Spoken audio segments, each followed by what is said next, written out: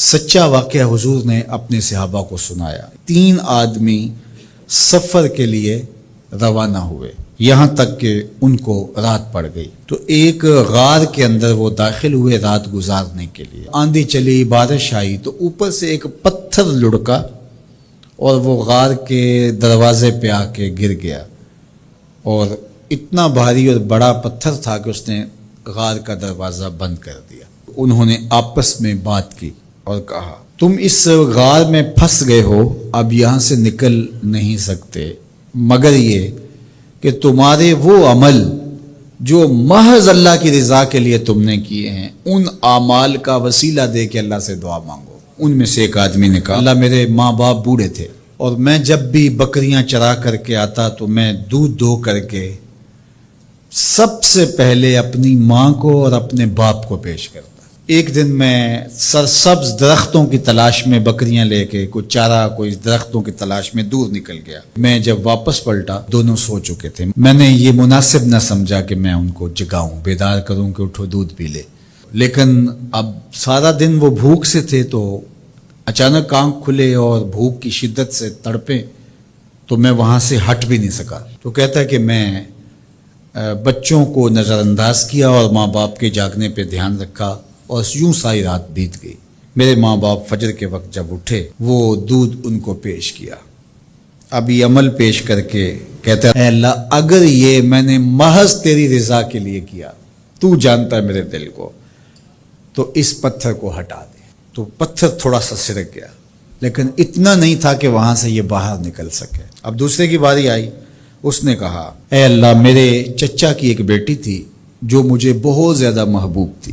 مرد عورت کے ساتھ جتنی محبت کرتا ہے، اس طرح میرا اس کی طرف رجحان قلب تھا، تو میں نے اس کو اپنی خواہش کی تکمیل کے لیے کئی بار کہا، لیکن اس نے کہا کہ یہ نہیں ہو سکتا۔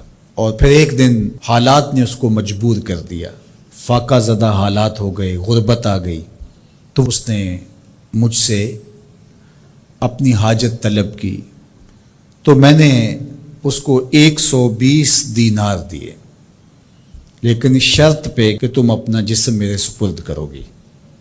اب مجبوری سے اس نے کہا ٹھیک ہے، لیکن میں نے دیکھا کہ اس کا وجود اللہ کے خوف سے کانپ رہا تھا، اور مجھے کہنے لگی، اتق اللہ، اللہ سے ڈر، اور اس کی حدوں کو نہ توڑ۔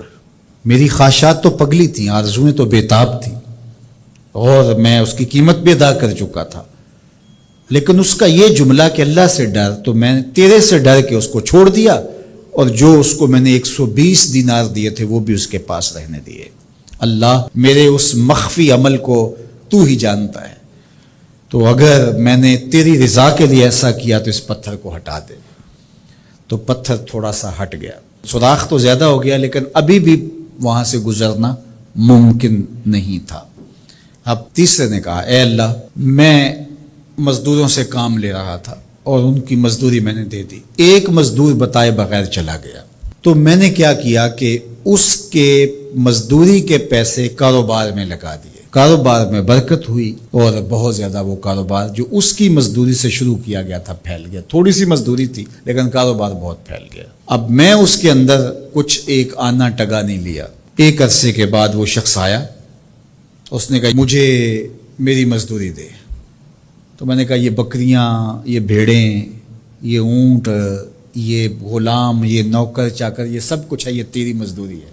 تو اس نے کہا، میرے ساتھ مذاق نہ کر، وہ میں تو مزدوری کے وہ چند جو لینے آیا ہوں، اور آپ کہتے ہیں یہ سب کچھ تیرا ہے۔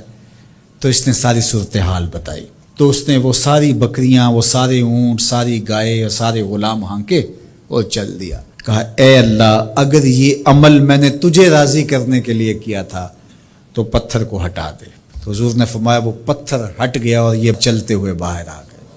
جب اللہ کی رضا کے لیے کام کیے تو مشکلوں سے نکلنے کے راستے ملتے۔ ایک روایت میں آتا ہے، جو آسانی کے وقت اللہ کو فراموش نہیں کرتا، اوکھے ویلے اللہ اس کو فراموش نہیں کرتا۔ ہم تو کسی مصیبت میں پھنسے تو چالاکیاں کرتے ہیں، کوئی چالاکی، کوئی مکر کہ اس سے نکلیں۔ تو مصیبت میں پھنسیں تو دعا کے لیے ہاتھ پھیلا لیں، اور اچھے اعمال کا اللہ کی بارگاہ میں وسیلہ پیش کریں۔ تو زندگی میں ایسا ذخیرہ اعمال کا جمع کرو